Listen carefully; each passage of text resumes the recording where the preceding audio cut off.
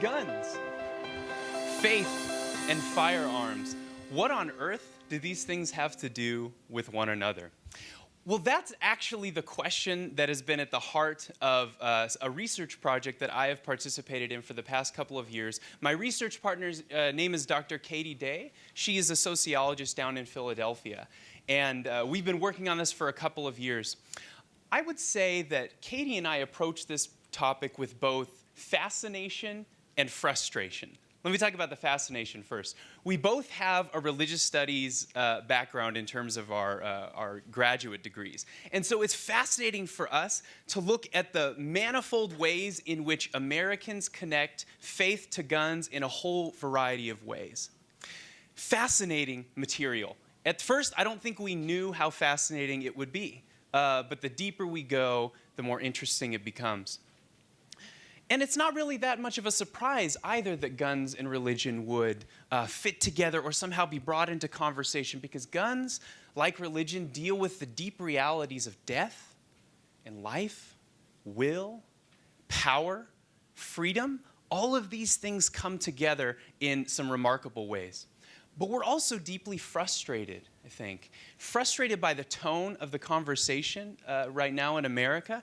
And it's our hope that maybe even just in really small ways, that the project that we're working on might contribute to a different, perhaps more generative and productive conversation.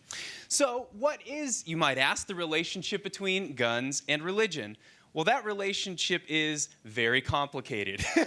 Let me give you a little bit of a window into what a typical research week might look like for us. On a Monday, we might interview somebody from the group in the top left-hand corner, or a group like it. A person who, motivated by faith, might hit the streets and advocate for gun safety legislation. That person might say, something in my religion, something in my faith compels me to do something on the advocacy level. And what we would do is talk with that person and try and understand the deep connections there. And then on a Tuesday, we might interview somebody like those in the bottom right-hand corner, like the woman there standing with the rifle in her right hand, the Bible in the left, and in front of an American flag, who would quite seamlessly talk about how her faith connects to all three of those realities and how they are deeply interwoven with one another. So it's complicated. And the way into this complicated set of questions that we have chosen to adopt is called ethnography. Let me try to define ethnography in terms of what an ethnographer is and what he or she might do. The ethnographer is an embedded observer who, through rigorous long-term participation in a community, seeks to provide a thick description of the community's practices, commitments, and behaviors from the inside out. Let me zone in on that word inside out for a second.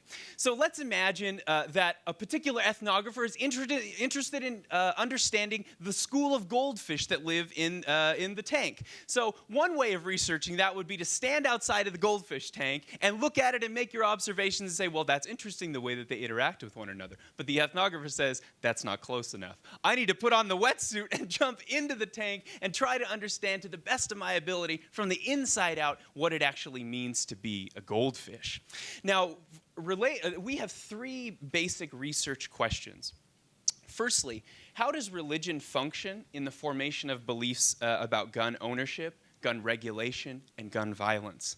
Secondly, why are those who are arguably more vulnerable in society, for instance, Jews or Muslims or African Americans, Latinos, less likely to arm themselves, while those who are least vulnerable, or we could also say most protected in society, for instance, white evangelicals or white Protestants, are more likely to do so? Those are statistical facts that those ownership patterns exist, but the correlations in the statistics can only tell us so much. What they can tell us is where to drill down.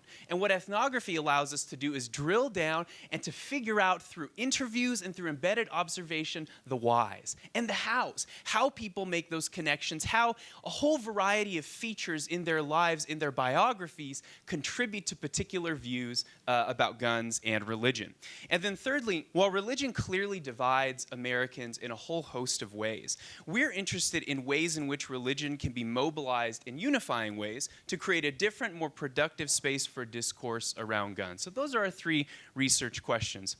The bread and butter of the ethnography work are the interviews, and we're about 60 interviews in, so that's well over 100 hours worth of interviews and tapes, and that's not even to speak of the observation aspect. And as we have interviewed people, we've found that people generally formulate their views around guns across two spectrums. Let me talk first about the Y spectrum, so pragmatism at the top, moral reasoning on the bottom.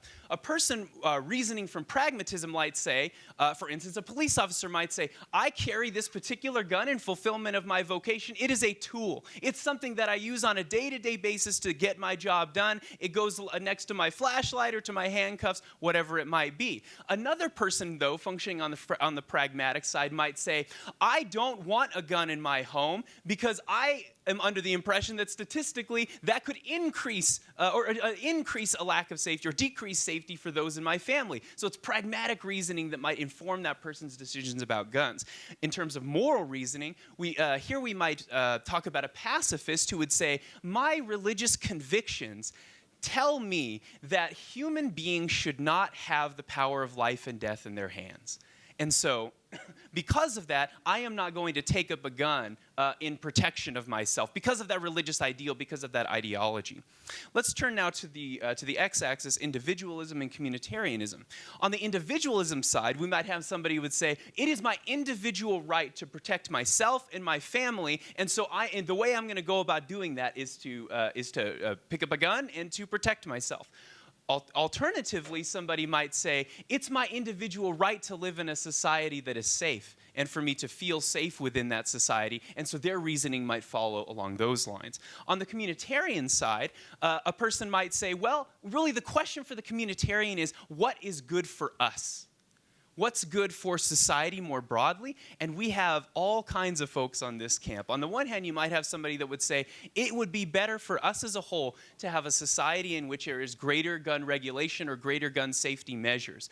Or we might have a gun owner who would say, I carry a gun or I have a gun because I think it is my duty to be a sheepdog for the sheep. This is actually an image that comes up oftentimes when we're talking with folks who have their permits to carry or carry for self-defense.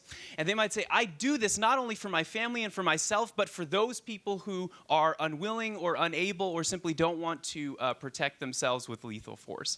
Just examples from some of our interviews. Now, I mentioned earlier that we come at this with both fascination and frustration. The flip side of that frustration is I think we have room for a little bit of hope.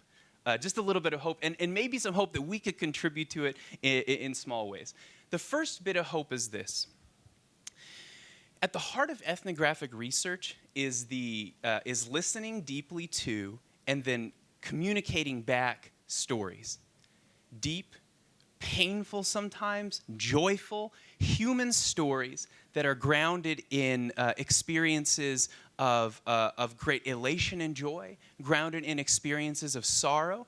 And so part of ethnography's job is to listen to those stories and then relate those back to the world. And one of the things that we're noticing in our conversations as we host communal conversations around guns is that humans somehow seem hardwired toward empathy, especially in the presence of stories, when those stories are embodied by people. And so it's our hope that by focusing the conversation around stories, that might provide a slightly different model, a different way of entering into the conversation around guns, as opposed to the typical model which has to do with the hurling of statistics across battle lines. The second reason that we have hope is because both Katie and I have experienced transformation and change in our own relationship with one another as we have conversed about guns with one another over the past few years. Katie and I come from very different places in terms of guns and gun ownership. Katie does not own guns. She advocates with faith groups for increased gun safety measures, things like universal background checks, and she's been deeply involved in this work, and it is an important part of the work that she does. I, on the other hand, come to guns from a very different perspective. I grew up in northern Arizona in gun country, as it were. I continue to hunt. I continue to shoot for recreation and for sport. And over the past few years, as we've been working together, we've found that by committing to one another to listen deeply to those stories, again, of pain and joy and sorrow and elation that we have also changed in that commitment, in that willingness to have the deep and patient and long-standing conversation. And it's our hope that not just that we could model that, but we could also inject some of those stories into the broader society and provide an alternative way and perhaps a more hopeful way of carrying this conversation into the future. Thank you.